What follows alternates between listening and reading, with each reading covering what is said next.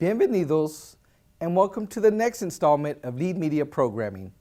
From Studio 54, campus of California State University, San Bernardino, the digital media platform for inspired educators, leaders, and community activists and advocates, taking our message directly to the people, to the gente.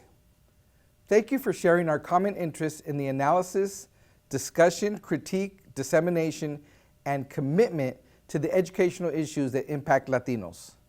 I'm your host, Dr. Enrique Murillo Jr., and this episode is a syndicated replay from Season 3 of Lead Summit 2012.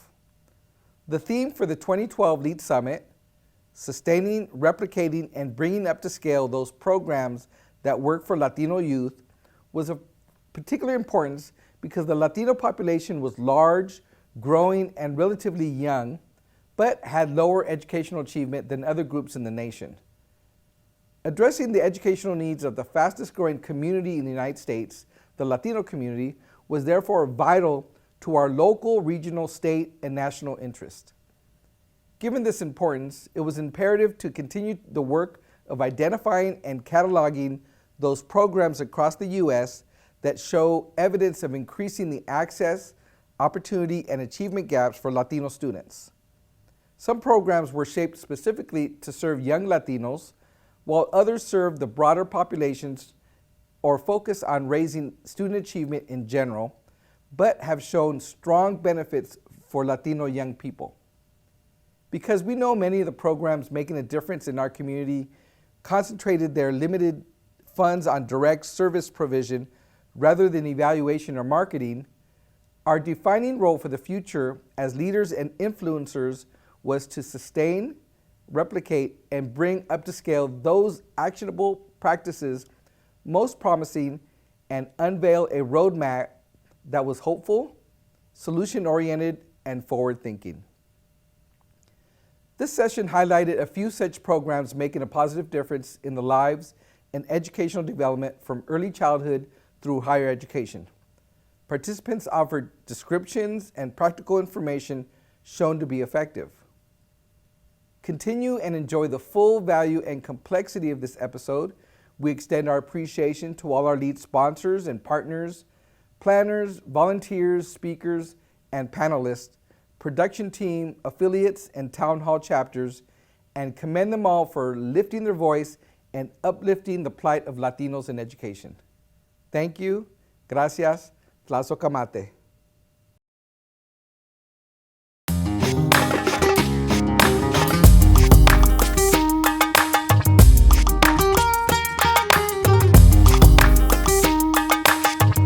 Gracias. Welcome back again. Please take your seat. Throughout the day, as we get folks coming in, we want to acknowledge some of our special guests who are here today. So I want to acknowledge Randall Ceniceros. Can you stand up or raise your hand, Randall? So we can see, there you are, there's Randall. He's a board member, Colton Joint Unified School District, and a great supporter of our project. So thank you for being here. And John Fudge, where are you, John? There you go, John. Thank you for being here. He's a member, Board of Trustees for the San Bernardino Community College District, who's one of our major, well, they're both sponsors and our partners. So thank you, John. Okay, so I wanted to just take a second to point out that there's an ad in the back of your program. It's called You Can Help Make a Difference. Okay, so as you know now, our registration is free, even the parking's free. Right? So it just doesn't happen magically, right? We do it with donations and sponsorship. So if you can, I want you to see if you can help us, help the cause a little bit, donate $20, whatever you can give. It all goes to what we're doing.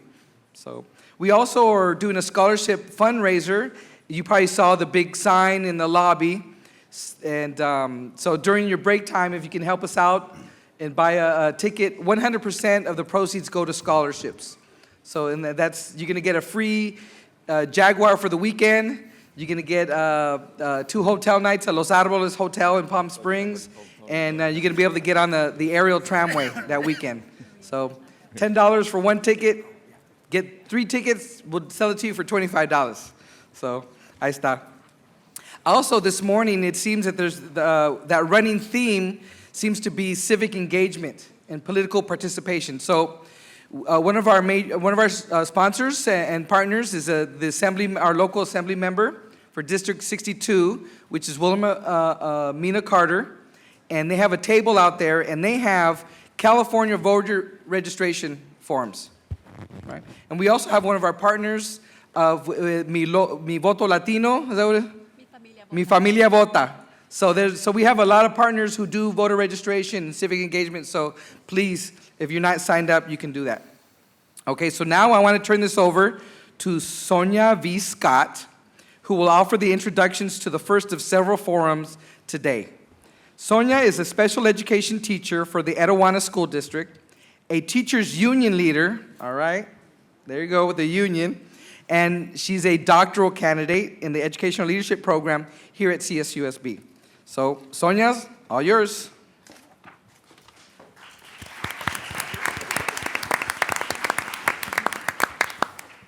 Good morning. First, I wanted to say it is an honor as an aspiring educational leader to be here and to participate in the LEAD Summit to address minority issues in education in San Bernardino. So I want to talk about our first forum, which is sustaining, replicating, and bringing up to scale those programs that work for Latino youth. This session highlights a few programs currently making a positive difference in the lives of students and the educational development for early childhood through higher education.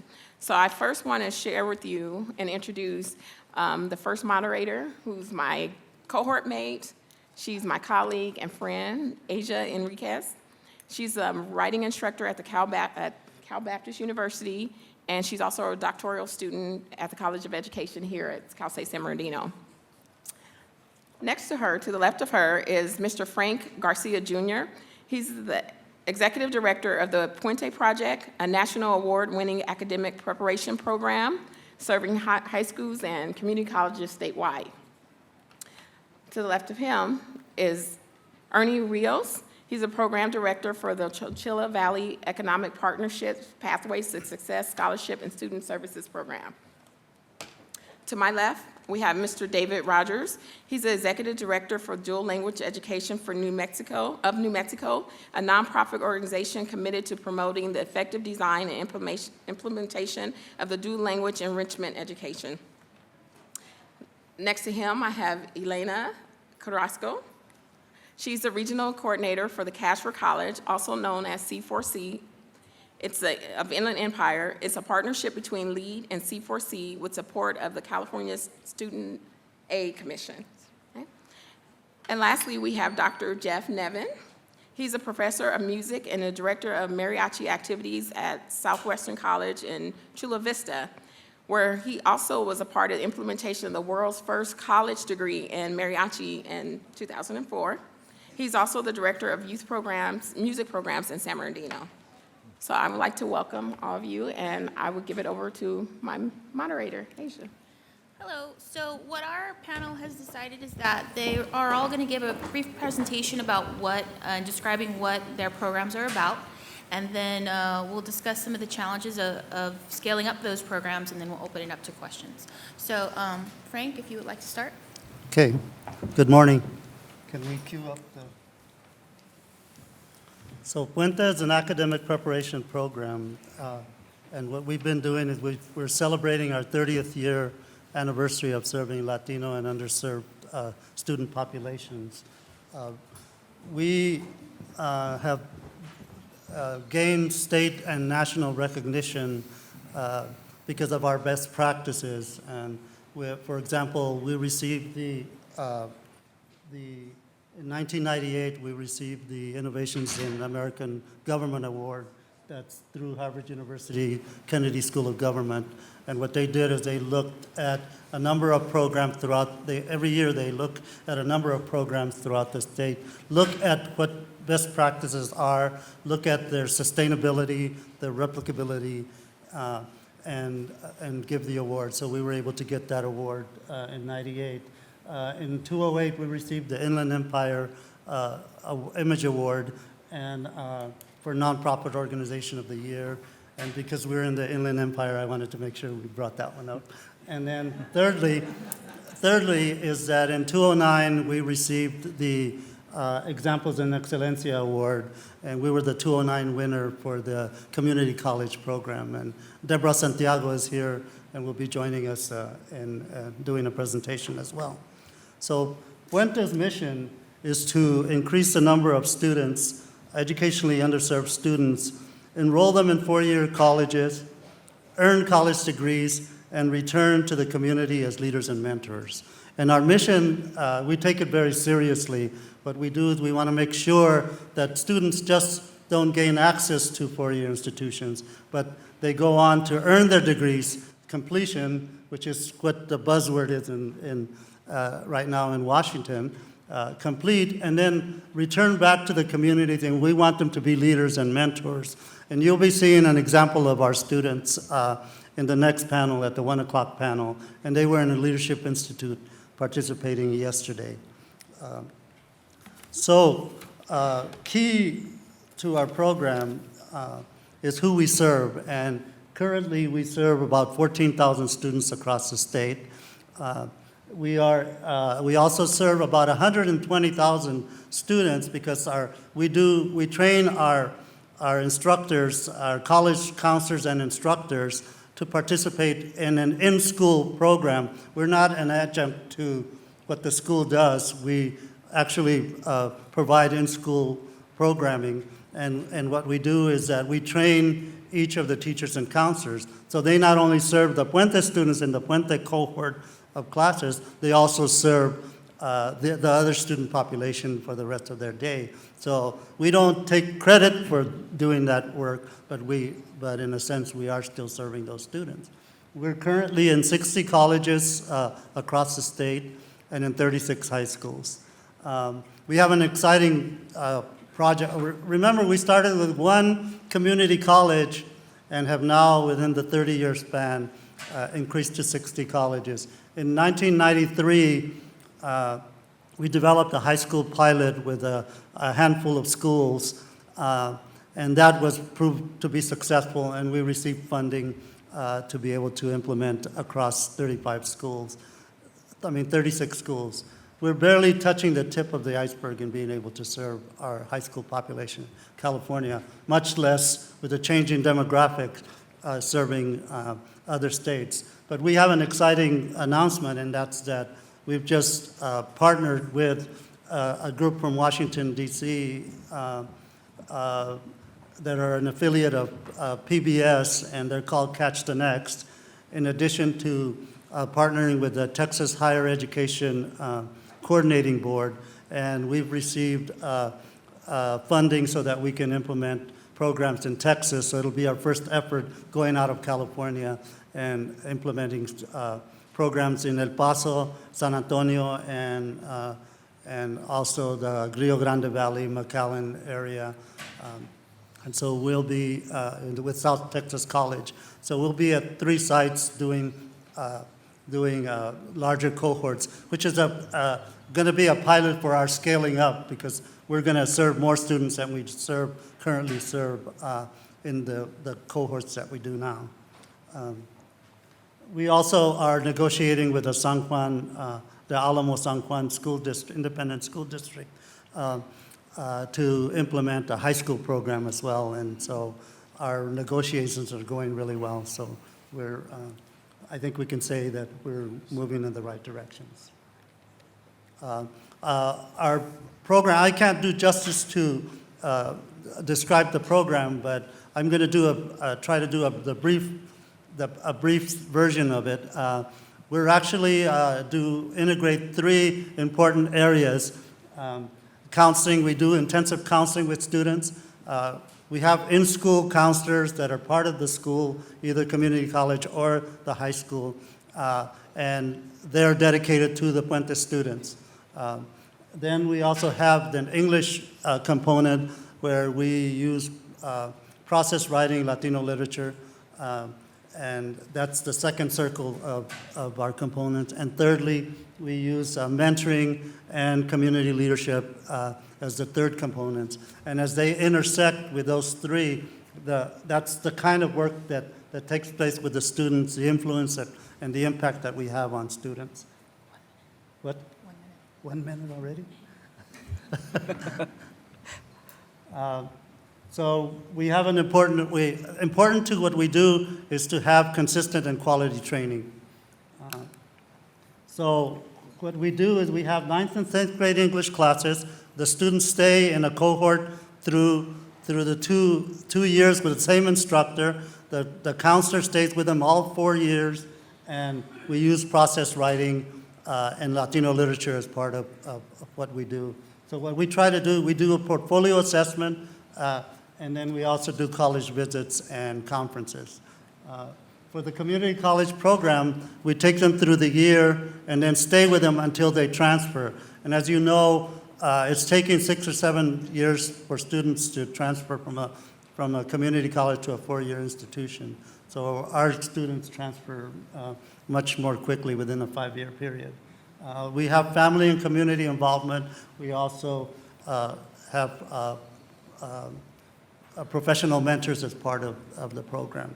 I just quickly want to do some outcomes. 96% of our students pass the English and math sections of the California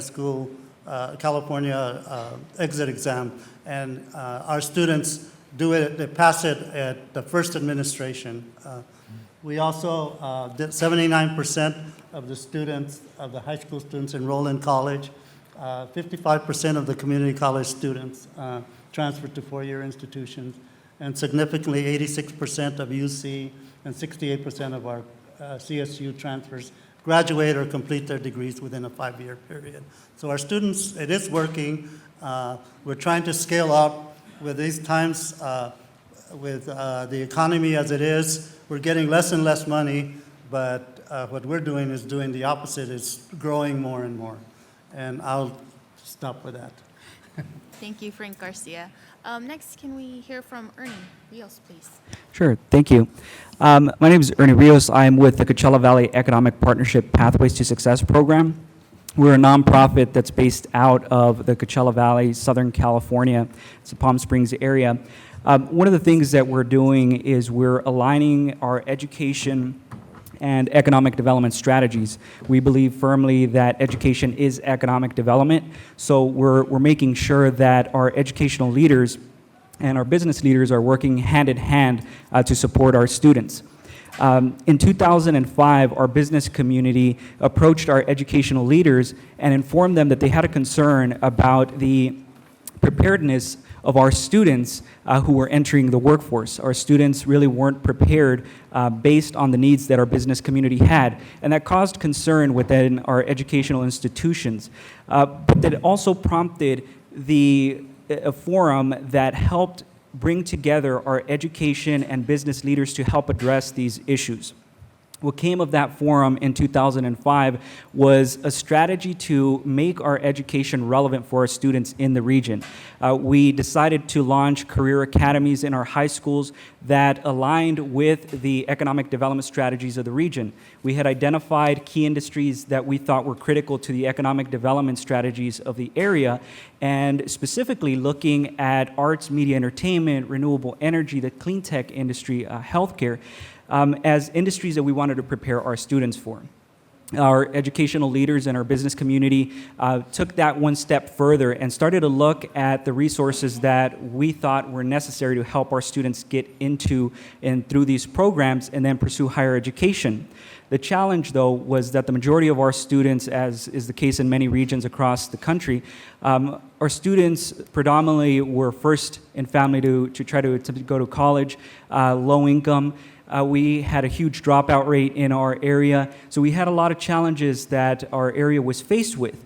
But we decided to bring our business community in and have them support us. So we started to get support from the community, internships, mentoring opportunities, support for scholarships, so that we could get our students into that next stage of their progress towards higher education.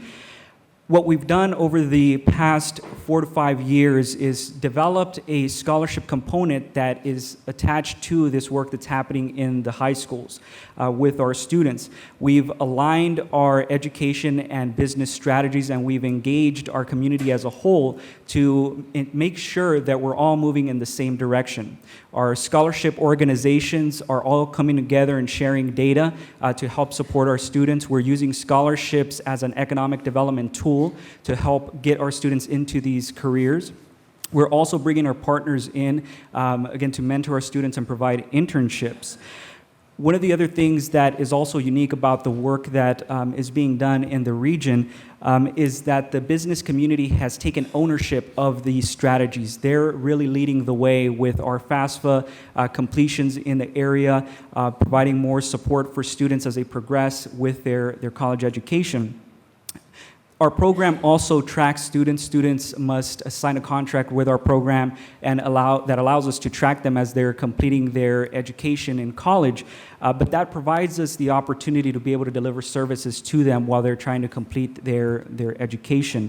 We provide workshops, one-on-one counseling and advising, mentor opportunities, internships for the students while they're in college. But we're also now preparing for life after college, and that's where our business partners come in. And really, this has been the big focus of our program, is that the business community has stepped up, and they're really now looking at ways of bringing these students back and finding them employment opportunities. Because at the end of the day, that's the goal for our region. We want to make sure that as students graduate from college, we're going to be able to employ them. So our business community has been very active. Just this past year, we launched a FAFSA competition to get more students to complete the FAFSA. This was one of the goals that we had in the region. It wasn't enough simply to provide scholarships. We needed to make sure that the students were going to get additional support, and they were actually going to tap into some of the state and federal funds that are available for them, in addition to other resources at the colleges and universities.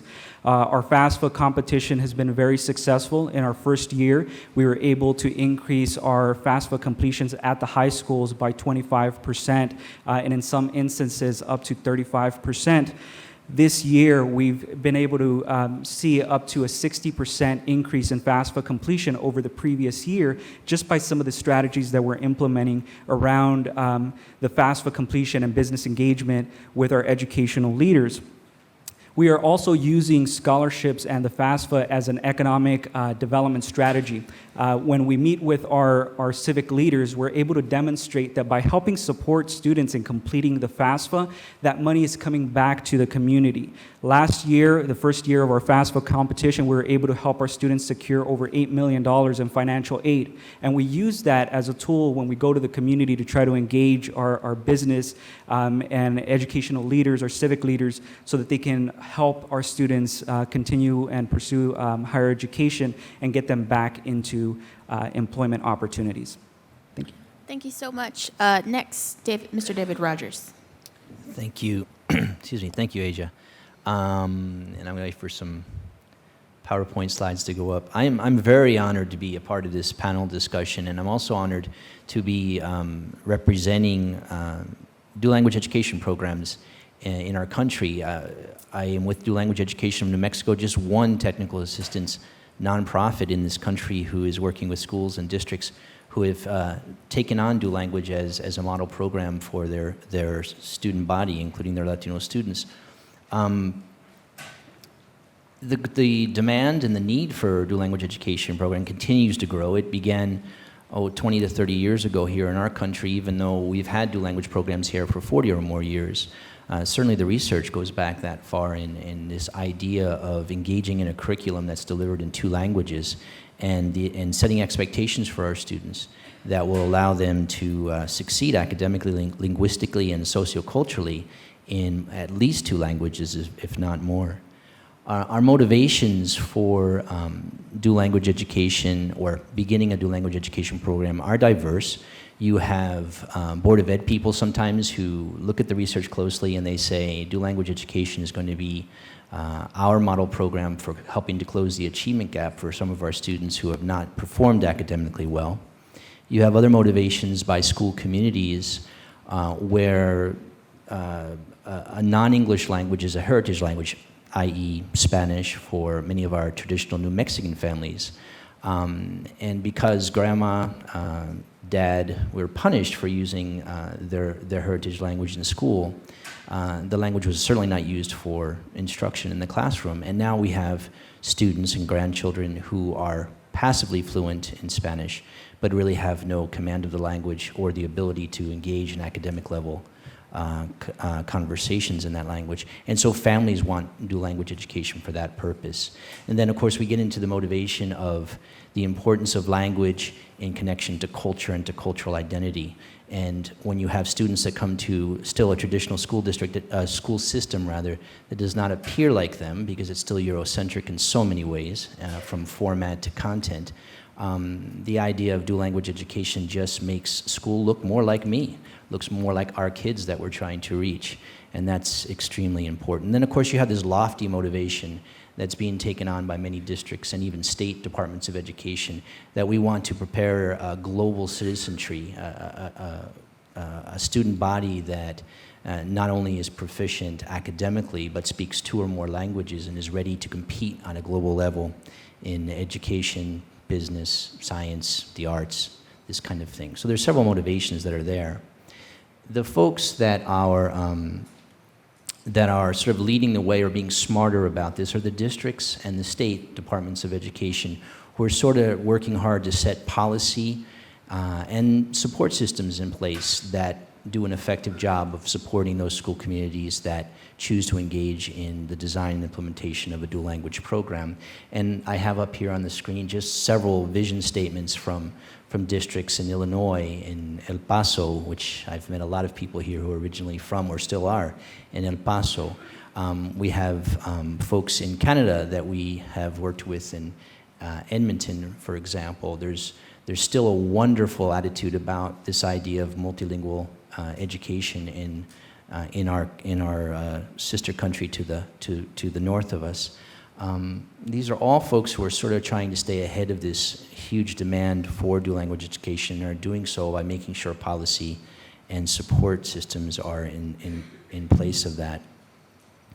There are many challenges that are facing this idea of dual language education. You know, it's not for the faint-hearted. That's something that we say in our office very often. I mean, this isn't a Rosetta Stone approach to second language development, as was mentioned earlier. This is fully engaging at all levels, including at the academic level, students in a curriculum that's delivered in two or more languages. We're talking about academic proficiency here, not just oral fluency in a second language.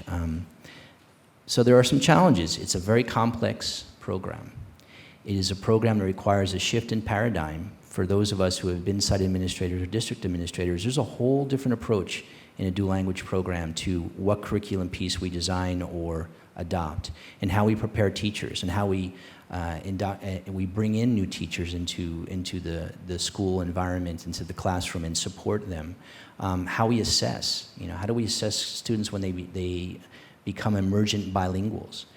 How do we identify that cognitive strength and flexibility that exists there between their languages, not just how are they doing in the 2 or more languages that they're approaching. It's a very different way of approaching education.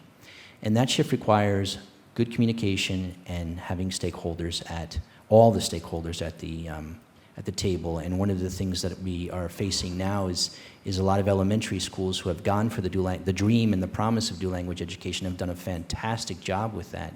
But what do we do when the students get to 5th or 6th grade and are transitioning to secondary? What are those secondary programs ready to provide the same caliber, the same level of curriculum to extend that program? We're not engaged in this endeavor alone. Besides some of those school districts that I mentioned that are taking the lead, there are also others that weren't on that list today. I talked to some students from the Bay Area, for example. San Francisco has a phenomenal history with dual language education. The San Diego County Office of Education, wonderful history there. Our own Deming Public Schools in New Mexico, Portales Schools in New Mexico are all working on this. But in addition, we do have some organizations like Dual Language Education in New Mexico that are working closely to kind of provide guidance and some common sense approaches to the policy and supports that we need. And I just listed a few here. Your own 2A CAVE organization which is part of your statewide organization, the Illinois Resource Center, Center for Applied Linguistics, the Center for Advanced Research and Language Acquisition at the University of Minnesota, and of course ourselves. So that's just a little bit about dual language education and the promise of dual language education, and I think I'll just stop there. Okay, thank you very much, David. Next, we have Elena Carrasco. Good morning. It's truly an honor and a privilege to be on this panel with such distinguished guests who have accomplished so much in our communities across the state and across the country. I am the regional coordinator for Cash for College. It is an organization under the auspices of the California Student Aid Commission, and it's funded by the California Student Aid Commission. What we do is we offer financial aid workshops for students, primarily first-generation low-income students throughout the state of California. My particular project was in the Inland Empire. It was the first time we had done a regional approach to offering workshops. The challenge for us was that our Inland Empire is 27,000 square miles. So the geography itself was a challenge. But what we did to accomplish the workshops, the financial aid workshops that we offered, was we partnered with existing organizations. We used the existing infrastructure in communities. We worked with community colleges, Cal State, La Sierra University, UCR. Just about every community college in the Inland Empire was a partner. We also worked with most of the high schools in the region and financial aid counselors from the colleges, the high school counselors, to set up a model at each of these sites where the parents and their children would attend a workshop that was scheduled in the evening, and they would be provided one-on-one assistance in completing the FAFSA. The importance of this assistance is that financial aid is a critical piece for our children, our youth, to attend college. That's often the barrier, is the barrier to having financial aid is the knowledge, the lack of knowledge that our families have. So that is the gap that Cash for College attempts to fill. We conducted 95 workshops throughout the Inland Empire. We served over 3,000 students. Our numbers are still coming in. The economic impact of that is $30 million of financial aid went to the students that we served. Beyond that, what we're doing is we're educating our parents in financial aid. We're providing them assistance. One anecdote that I'd like to share is one workshop that was attended, that we offered with a partner. A woman came up to me and was so grateful because we offered her assistance in Spanish. The next day, she went to another workshop in the region, and she brought her friends. So the fact that we were able to connect with her, and she was able to serve as a madrina, to bring other parents, other mothers to our workshop so that they could get the assistance that they needed to fill out their FAFSA. A FAFSA is really important for our students because the average financial aid package is $10,000, and that makes a difference between a student attending college and not attending college. Some of our students get a lot more money depending on which school they attend, up to $17,000 or more. If they go to a private school or a UC school, $5,000 if they go to a community college. So filling out that FAFSA is a very critical piece in access to education.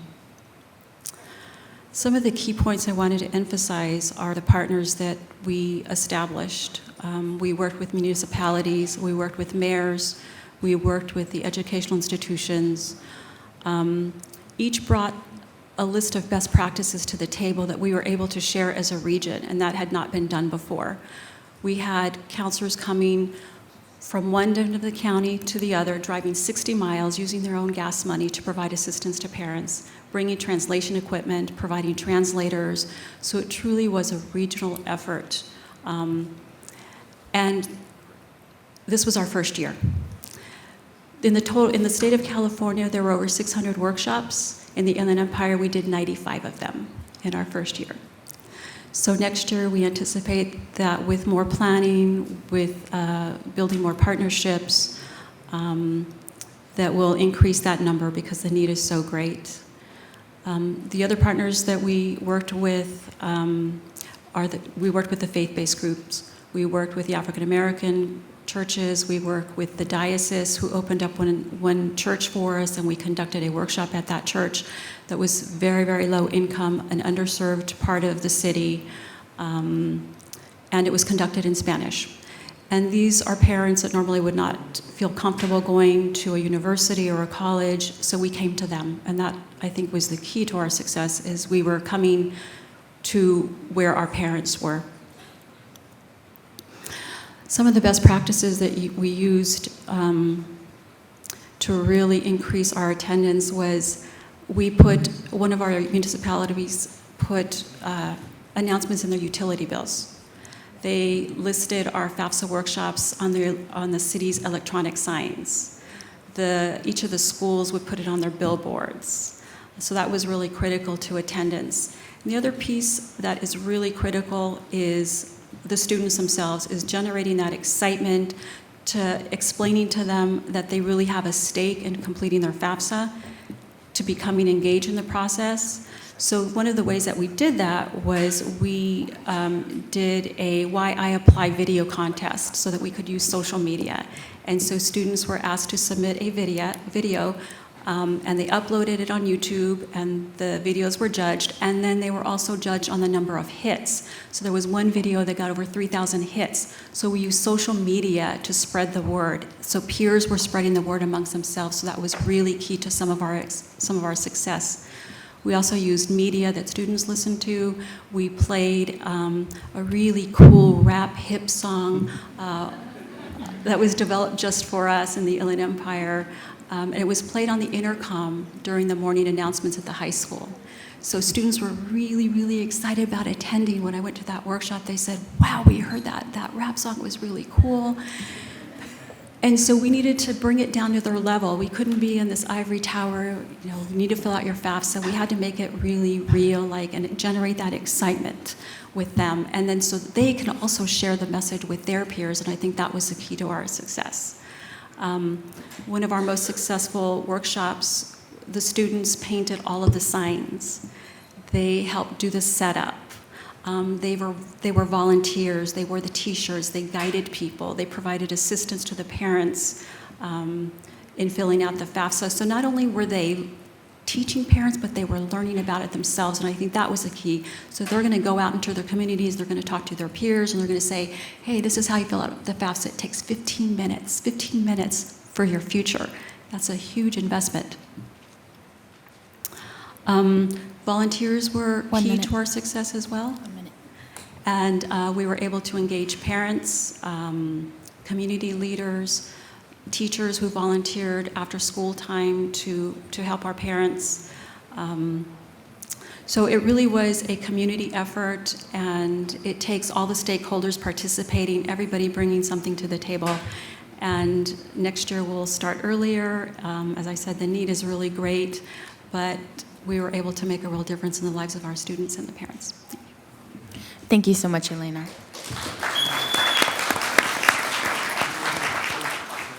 And next we have Dr. Jeff Nevin.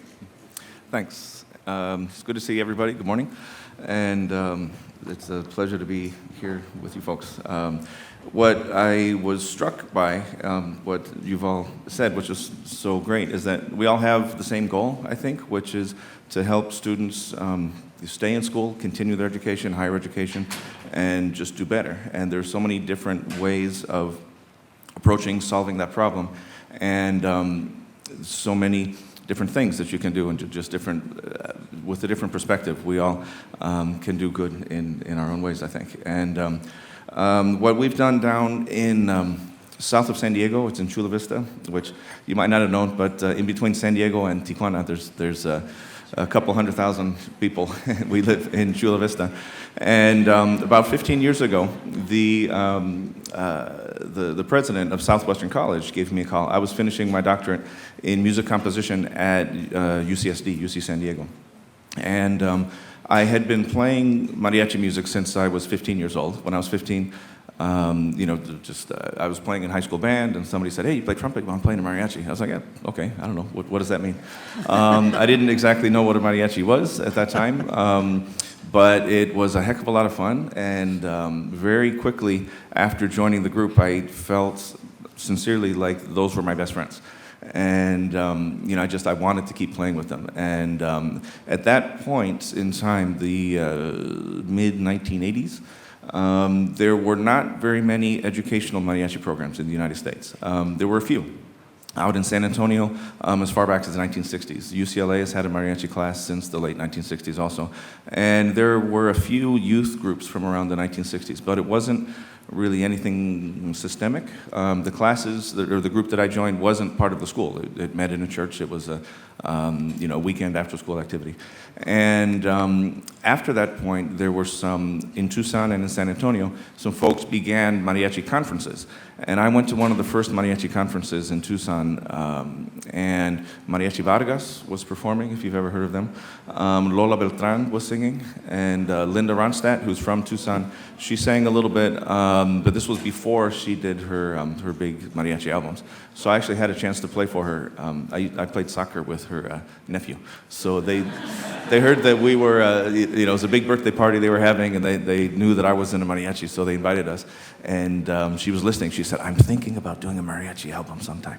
And it was interesting to be there at that point. A couple of years later, she made her mariachi album with Mariachi Vargas. And the entire United States heard what mariachi is supposed to be. I mean, a really, really good mariachi. She didn't do it with a couple guys, it was very, very authentic. They used musicians from Mexico City. They used the same music director that Lola Beltran had used, the same Ruben Fuentes is the one who wrote all of those arrangements, and he wrote for Jose Alfredo Jimenez, he wrote for Pedro Infante. They used the real deal. And so Linda Ronstadt went on Saturday Night Live. She went on, The Tonight Show, and she went on The Muppets, and brought Mariachi Vargas with her. And in the late 1980s, early 1990s, the United States knew what really, really good mariachi music was. And at that point, there were isolated individuals, actually there had been for a while, there were isolated teachers who said, "You know what, I want to have mariachi in my school." And they had to fight, I've heard, battles with their administration. You can't teach mariachi in school. What are you talking about? That's Mexican music. I don't know those guys. You can't do that in school. But there were certain people that were very successful at this, and then others saw how successful they were and wanted to replicate those programs. So for the next 10 or 15 years or so, these mariachi programs flourished.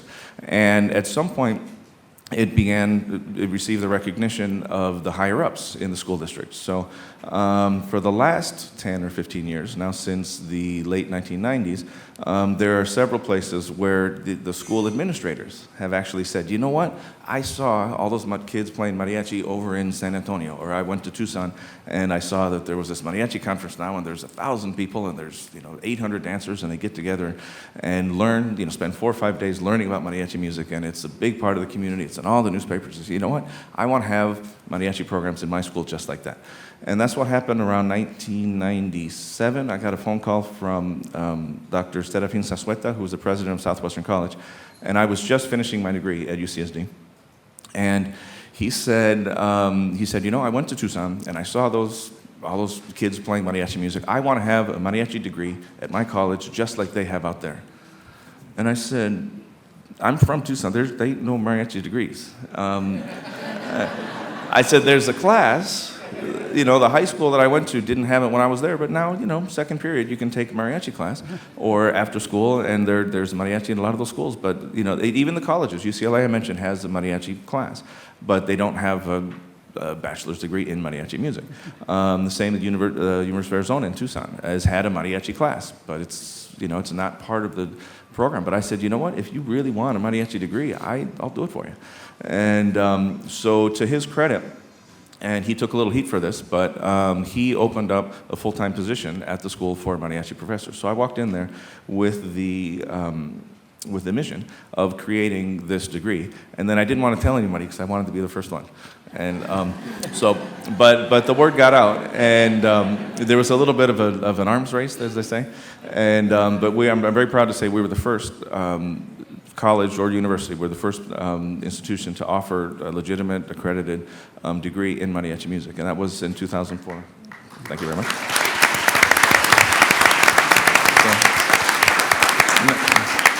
Now, it's a partnership also with the Sweetwater School District, which is the high school district and elementary school district in that area. And the president of the board and the superintendent of Sweetwater, together with Southwestern College, with myself, with some of the principals and some of the other teachers, created a board. Actually, they created right before I got there. So I was involved in the naming, but they had their board. Greg Sandoval was involved at the beginning, you remember. So we have a board that raises money and promotes the awareness of the programs. So we raise money and give scholarships. We give out about $30,000 in scholarships per year. So we're up, it wasn't quite that big in the beginning, so we're around $250,000 total that we've given out in the last 15 years. And just as important as raising the money and giving college scholarships is promoting the music, because we think that just being involved in music is important. If just kids that have nothing to do after school, they're going to have more trouble than somebody who has a teacher who's saying, you know what, show up on time and practice your instrument. We all get together, we sing together, we perform, and then we go to events. With my group, we've traveled to Europe, we've traveled to China, we've been to Russia. Many of the other high school groups I know, they travel to conferences across the country, down in Guadalajara. So just that experience of being involved in these musical activities. Not to mention the skills that they acquire and the team building and everything. That just goes without saying. But there's something special about mariachi music. The choir is fantastic. Certain people I know love to be in the choir. It's wonderful. It's just an environment for them. Certain people just say, yeah, I'm not really a choir guy, But then they have band, and band is great for some people, but it doesn't attract everyone. Mariachi is really special for Latinos. And, it's not just Mexicans, by the way. I'm not Mexican, you can tell. But it's not just for Mexicans, but even all over Latino America. We down in Guadalajara, we've met mariachis from Colombia, from Venezuela, from Puerto Rico, from Cuba. There's mariachis all over Latin America. There are mariachis in Europe now, in Asia. So mariachi is becoming a global music. But there really is something special. And I want to tell you two quick anecdotes. One, I have a friend who's a historian in Mexico City, Jesus Jauregui, and he's written a lot about mariachi. And he said that we talk about the difference between mariachi in Mexico and the United States. And in the United States, mariachi is surging. It's even more popular here in many ways than it is down in Mexico. And in some ways, the heyday of mariachi in Mexico was, the 1950s. And then, 1960s and 70s. Vicente Fernandez is still around, but there aren't too many other really, really superstar mariachi singers. So there's a little conversation about that. But in the United States, it's growing. And he said the reason is that Mexican people in the United States, they, as you mentioned, there's the second or third generation of Mexican people, they sort of begin to lose a little bit of their Mexican identity.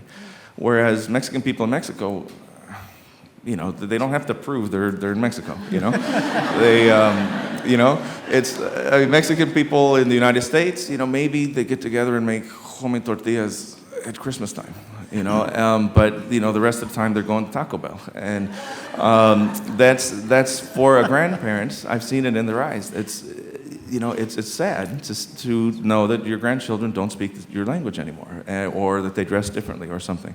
So for them, there's something very important about proving their Mexican identity, and things like mariachi do that immediately. So the minute you see your grandkids showing up with a traje charro, and they're playing La Negra and singing El Rey, it's like, you know what? It makes everybody feel better, and it makes the family come together. And how many other musics, in any genre, how many other musics are there where a 12-year-old kid and the grandparents can get together and sing the same songs the same way? So for them, mariachi is almost essential, or something like that. So that's one of the reasons I think that mariachi has been so popular. and so successful in the United States. And one other quick anecdote before we stop, I'm sorry, is that, so I was teaching for a few years at Southwestern, and I had one of my students who was a big guy, looked like he could have been a linebacker. And I know this guy, in high school he had a little bit of trouble, but he's very musical. He played saxophone in band, in marching band, in the jazz band, but he played accordion also. So he would go after high school. One of the reasons he had trouble in high school is that he used to go to Tijuana and play professionally at night on school nights so that he could make some money and then come back and he'd have trouble in school. But he just loved, playing accordion, loved being in the band, just loved being involved in this. And he came to Southwestern and we were doing a performance and he said, "What's that instrument?" I said, "It's the guitarrón." "Oh, I could play that." So he picked it up, learned to play really quickly. And it's like, just really talented guy. He's been performing in music since he's, 5th grade in school. And about a year after he was in my program, we had a big concert. And he introduced me to his mom. And I was like, wow, I've known this guy for a year. I've never met his mom. And, his mom was so nice and only spoke Spanish. And she said, "Oh, I'm so happy that, I've seen the change in him, that he's been spending time with you." By the way, I've known the guy for 10 years. I've never heard anything about his dad. I don't know if he passed away. I don't know anything about the story. But he's always talking about his mom. And so I met his mom, and she said, "He's been spending time with you. I can see the change. He's doing better in school. And it's so important." And I was looking at the kid, and he started crying, And it's a big guy. I was like, "What's the matter with you?" So his mom left, and I turned. I said, "What's going on?" He said, "She's never seen me perform before." I said, "You've been doing this forever now. She's working, or she doesn't, or we have something at school and she doesn't feel like she wants, why would she come and hear me playing the jazz band? But now he's in the mariachi and she came. And so mariachi music has that effect in these communities. And not to mention all of the great effects just being in music, but for these people joining and helping unite families and generations and keeping them in school. And he, by the way, continued, got his bachelor's and his master's, and and he's a music teacher in Calexico right now. So he's really good.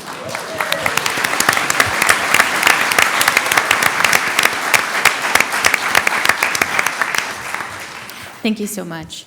So we've heard about a lot of programs now that are anecdotally and statistically successful. I would just like members of the panel to talk about any challenges that you see your programs facing, even though they are successful.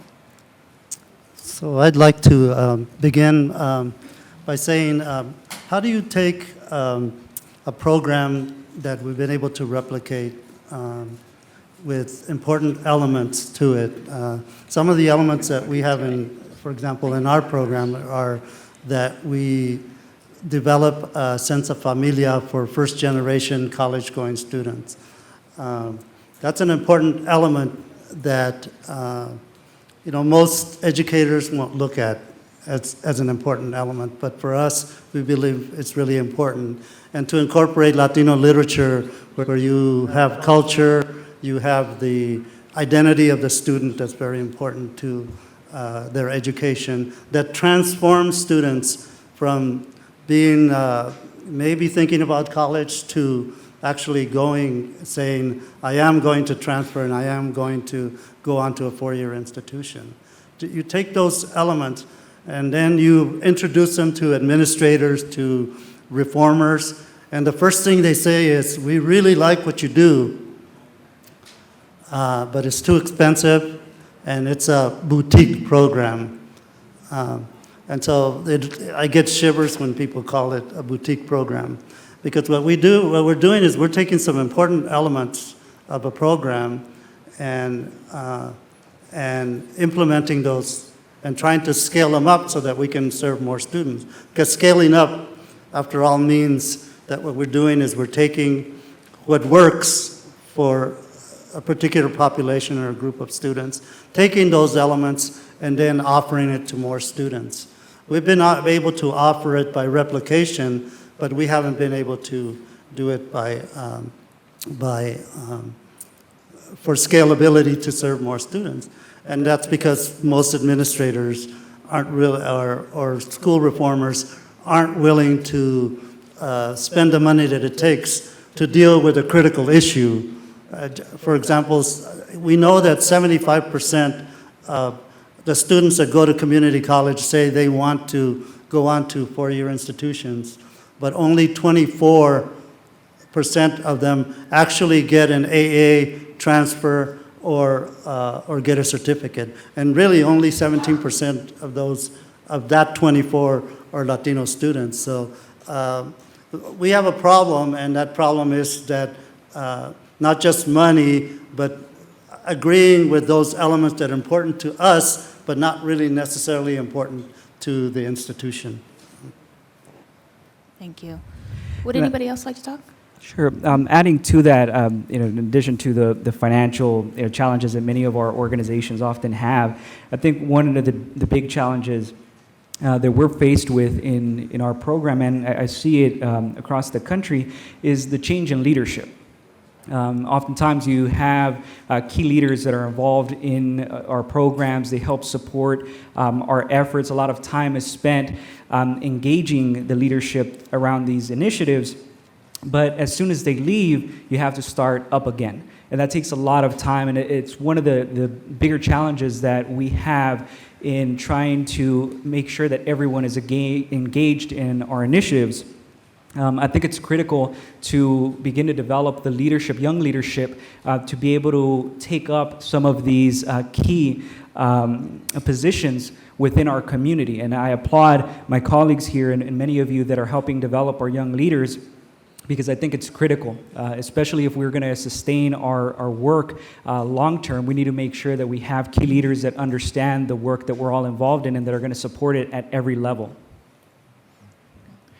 And I would just add, if you find yourself as a key leader in ensuring that these programs are alive and well and sustained and thriving, I think something we must do as some of these successful leaders, if you will, is be sure that we're building capacity around us as well, whether that's through policy or procedure initiatives or just mentorships, because that is where these good programs begin and end, often is in a change of leadership. And we need to make sure that capacity building for the next director, for the next professor, for the next board member, for example, they're prepared in a way that they understand the significance of these programs, especially when these programs represent a culture that is not presently in the traditional school system, represented well in the traditional school system, or the use of the Spanish language, for example, as Latino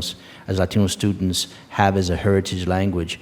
We really need to work hard to elevate the status of that in decisions that are made about curriculum, about programming. And so it's not just Frank's program coming on being an additive program. We have to make sure they understand this isn't an additive program. This is a new way of thinking about reaching our students so that our programs truly represent those children that are coming. And they have something to come to, and they have something to stay in school for, and they have something that's going to motivate them to go on to be not only successful, but also to contribute back to this community that they belong to.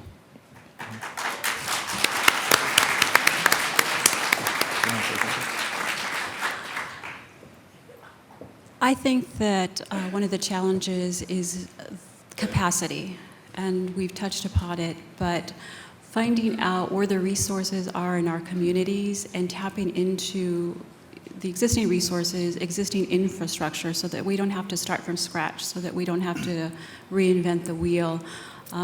By building capacity, we can use this sort of synergy with the resources that we bring to the table. And as we know, we're all doing our programs with limited resources, so developing these strong partnerships and really building capacity in the region and finding out who's doing what, who's got the translators, who's got the translator equipment, who's got the financial aid expertise, whatever that expertise is. In my case, it's financial aid, but really sort of building a bank of resources so that we can build capacity across the region. Thank you. And we only have a few minutes left, but I do want to save some time for questions. So at this time, I'll turn it over to Aaron. Are there any questions? Actually, we do have some comments, and one of them is coming up on my screen, talking about technology. But, oh, here, oh no, there it went. Yeah, the comment was, thank you for your words of wisdom and encouragement of Latin and civic engagement and underscoring the voting imperative, and also all of you, the success. One of the questions that did come in is, what is it that you need in order for your programs to flourish, to get to the rest of the public? I think, I'm sorry.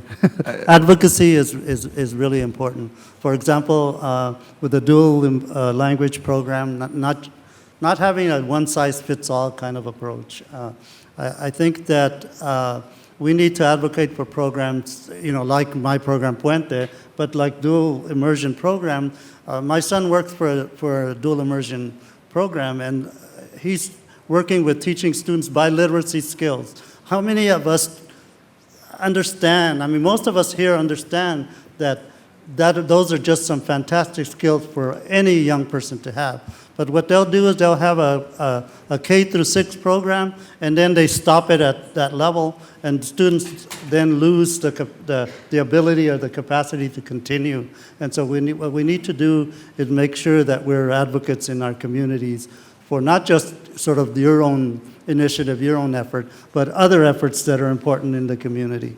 I mean, financial aid workshops, I mean, I want to make sure that all our students get that financial aid information. So, we all need to be part of that and create networks that will do that. I'm sorry. Thanks. Just to jump in quickly, is this still on or not on?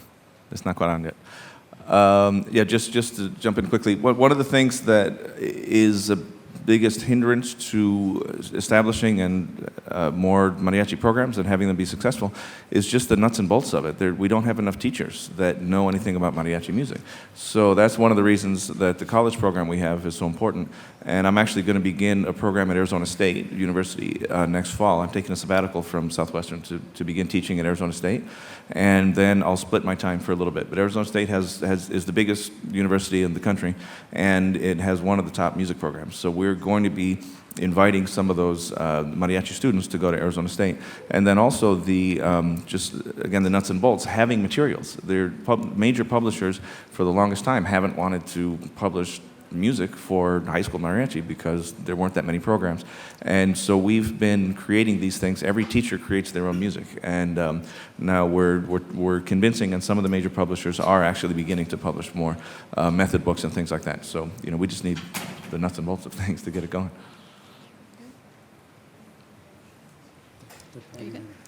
Okay, so we have some questions from the audience. Yeah, thank you. Hi, everyone. My name is Juan Valdez. I'm a grad assistant in the California State University, Fullerton. I'm completing my degree in anthropology, my master's degree. And I have a very general question for Professor Elena Carrasco. This is regarding the DREAM application. And are there any efforts or any things that you have come across that would actually disseminate the information on how to fill out the application? Or is there already something that mirrors the program Cash for College that you're doing?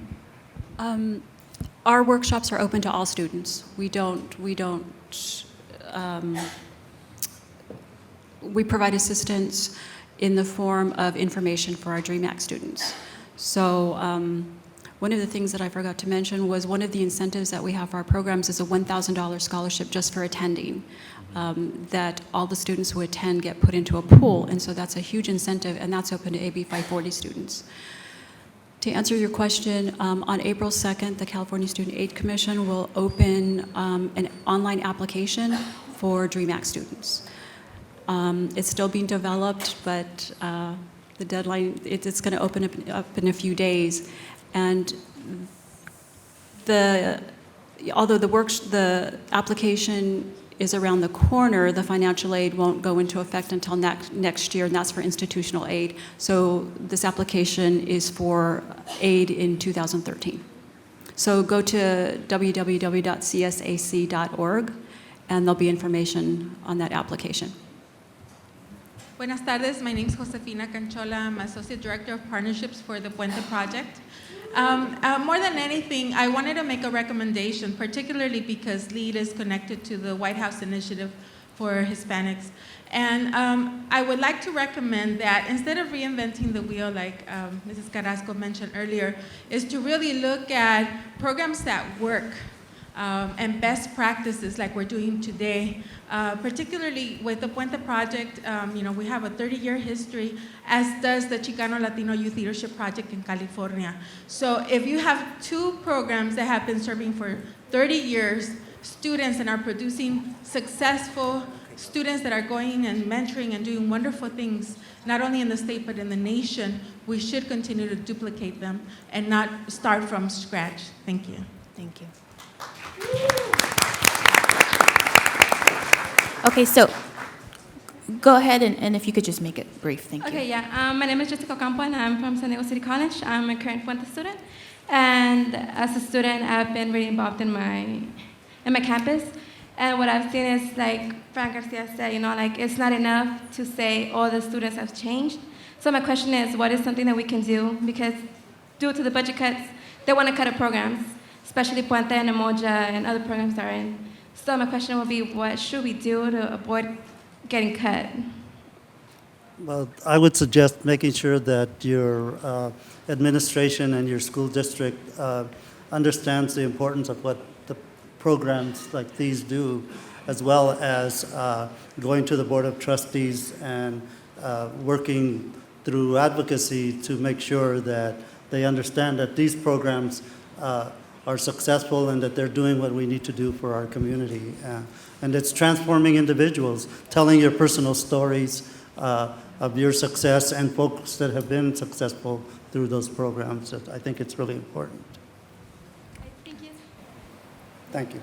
I wanted to add one thing, if I may.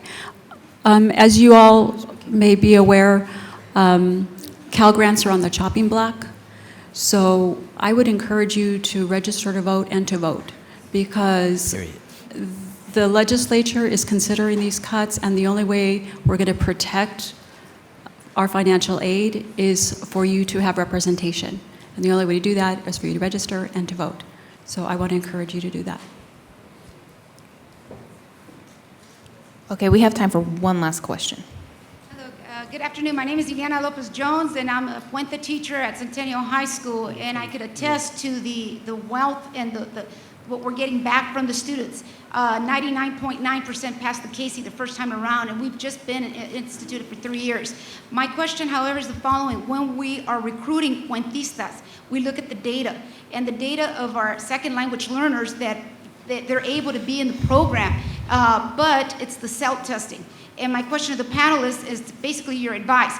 If you have a district that uses the CELT as a placement, which is erroneous to do, so when you have misplacement of students and they cannot achieve these programs that are there for them, what would you suggest? Because that's what's being like gatekeepers. When we're talking about Latinos and they're not being well assessed, and they're A through G, because when we look at the whole gamut at the high school level, oh, you can't take this class because you're a CELT 3. And we're using that as a determinant to place these kids. That is erroneous. And the state's been telling districts to fix it, so I need your advice.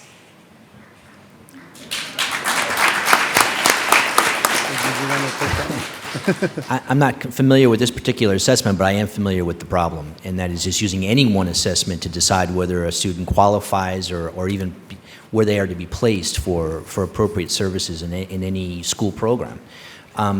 This is a short, quick answer, of course, and maybe it's part because of the time, but also it's if you don't feel that the data that's being provided through that assessment is the appropriate data to use in making a decision, what else do you have to offer? And I think that's what you go to, whoever the decision makers are, whoever the policy makers are, that's the kind of data you have to go. Go, complain, highlight, bring light to this issue, but make sure you've got some other data. And I'm not talking about another test. It could be qualitative in nature.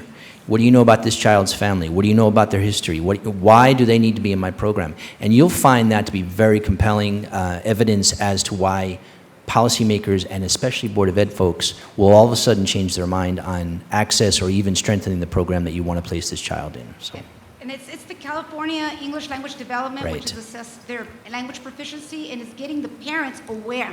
so that the parents could advocate, going back to the advocacy, so the parents could advocate and have knowledge of that exam and know that they're being placed in classes that are, I mean, it could be, the damages are irreparable once they're in. Yeah. I understand.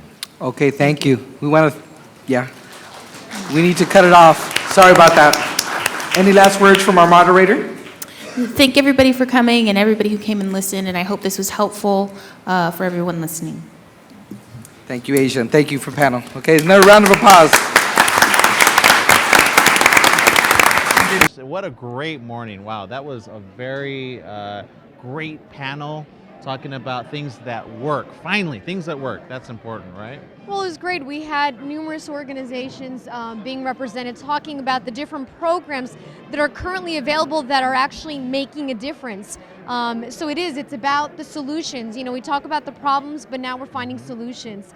And talking about solutions, we're here with one of the gentlemen who just engaged in one of the panel discussions. Yeah, and in fact, we have I'm Aaron. This is Mabel, by the way.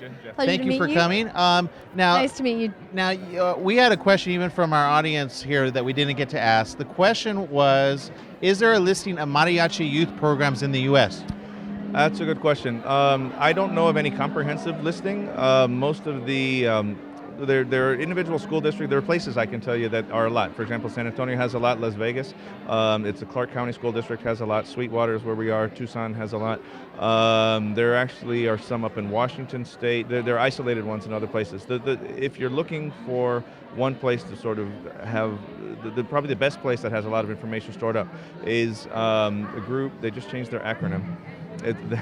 It's the Music Educators National Conference, MENC. You got that right. Wow, you did that pretty good. Well, no, I didn't, because they changed their acronym about 5 years ago. I'm trying to remember the new one, but if you search MENC, Music Educators National Conference, they that's for all music education. So there's a band section, a choir section, and they about 7 or 8 years ago implemented a mariachi section. So that's probably the best place that has records of people all over the country.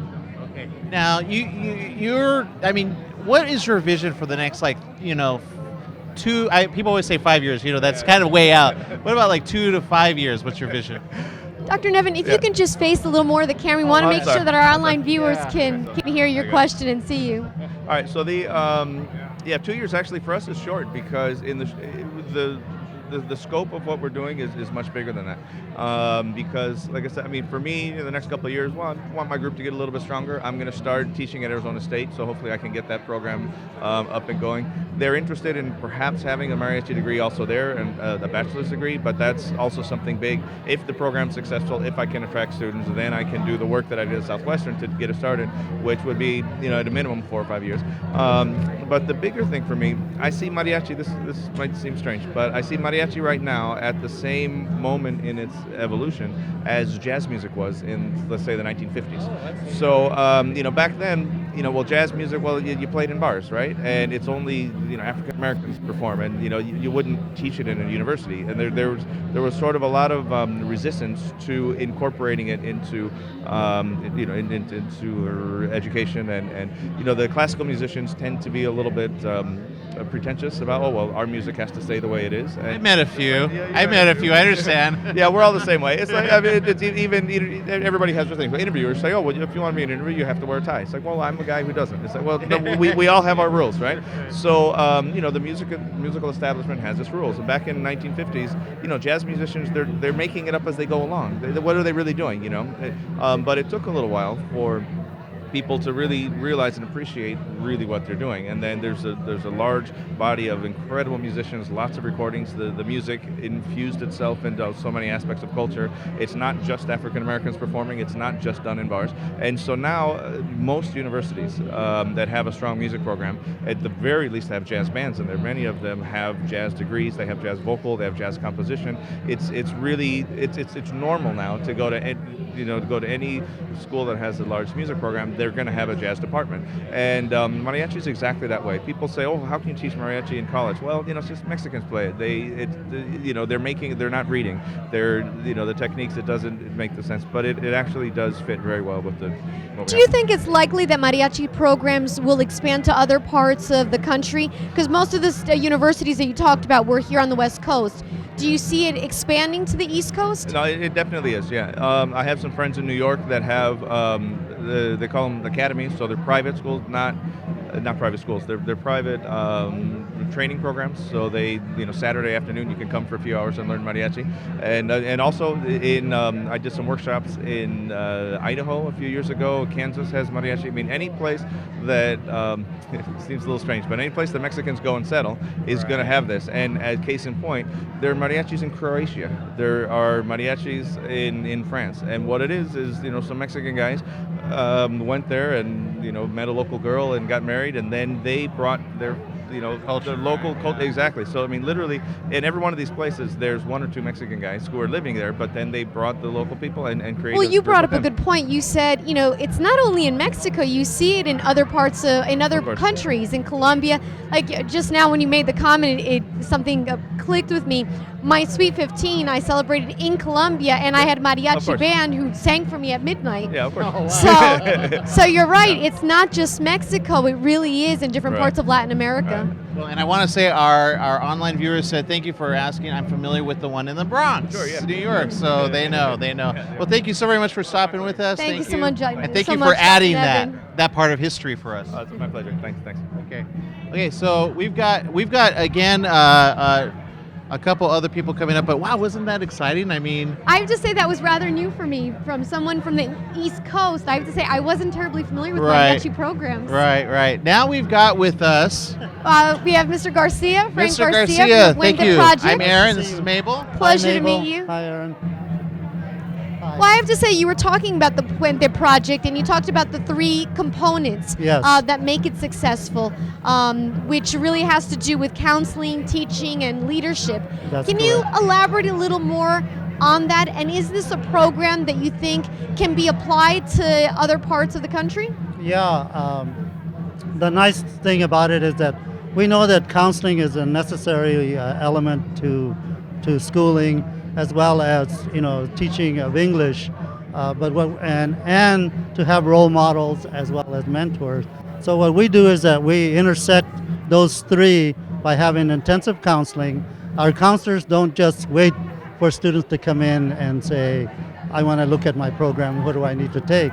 What we do is that we train them to be advocates for the students, to make sure they're taking they aggressively look at their educational plans, that we convince them that they are college material, that they can make it, that they can be positive.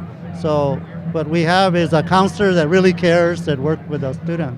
We have an English instructor that helps students develop not only their sense of identity, validates their culture, who they are, but develops critical thinking, writing skills, so that students can develop a voice and get a sense of empowerment, and with the counseling and the critical thinking, the understanding their role in society, who they are, and then having mentors who are very much like themselves in the professions that they're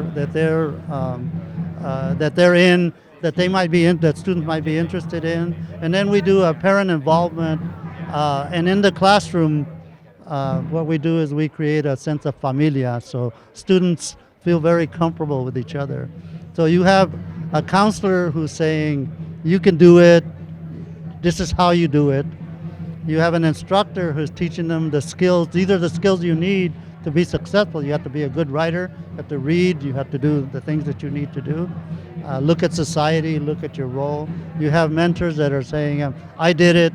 And then you have parents who are saying, yeah, you can do it. So everybody around them.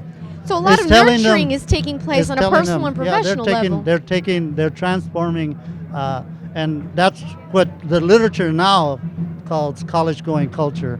And that's really what we're doing, is we're developing and transforming these young people. But we want them to also come back to the community and be leaders. And you'll see in the afternoon some of our student leaders who are going through that process now and already doing things in the community. Now, for those that are interested in finding out more information, where can they go?